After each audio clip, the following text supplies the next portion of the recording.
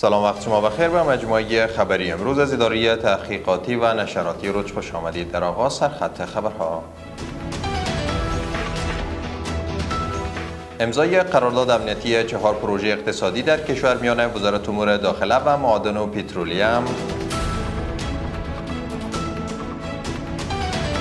برگزاری نشست جمعیت هلال‌احمر افغانی با مسئولین کمیته بین‌المللی صلیب سرخ و فدراسیون بین‌المللی جمعیت‌های ملی و تاکید بر حمایت و حل مشکلات مهاجرین بازگشته به کشور. امروز پنجشنبه اول ماه اسد سال 1405 خورشیدی در ادامه مشروع خبرها. وزارت امور داخله با نشر خبرنامه‌ای میگوید که قرارداد تامین امنیت معدن مس عینک، معدن لاجورد بدخشان، پروژه خط لوله گاز شبرخان مزار و پروژه آمودریا میان معینیت تصدی امنیت محافظت عامه این وزارت و وزارت معادن و پترولیم به امضا رسیده است.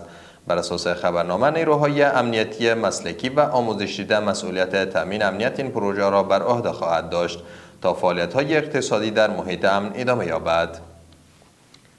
شیخ شهاب‌الدین دلاور رئیس جمعیت هلال‌احمر افغانی در نشست با مسئولان کمیته بین‌المللی صلیب سرخ و فدراسیون بین‌المللی جمعیت‌های ملی درباره تقویت همکاری‌های بشردوستانه گفتگو کرد.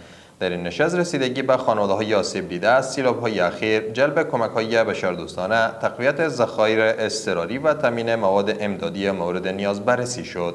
دو طرف بر ادامه همکاری‌ها، هماهنگی با نهادهای بین‌المللی و افزایش حمایت از خانواده‌های آسیب دیده و نیازمند در افغانستان تاکید کردند. اکادمی علوم افغانستان اعلام کرده است که الفبای زبان پشه‌ای پس از بازنگری و اصلاح از سوی کمیسیون دانشمندان متخصص و ارزیابی‌های لازم علمی برای استفاده هموطنان تصویب شد.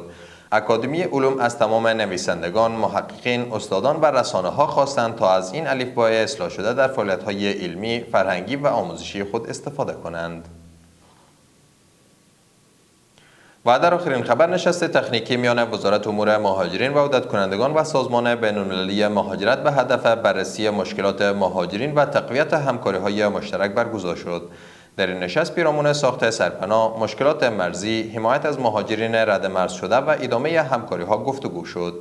در همین حال دو طرف بر تداوم هماهنگی و گسترش کمک‌های بشردوستانه به مهاجرین تاکید کردند. جهان سپاس از توجه و همراهیتان. برای تازه‌ترین های افغانستان، منطقه و جهان ما را در شبکه‌های اجتماعی دنبال نمایید.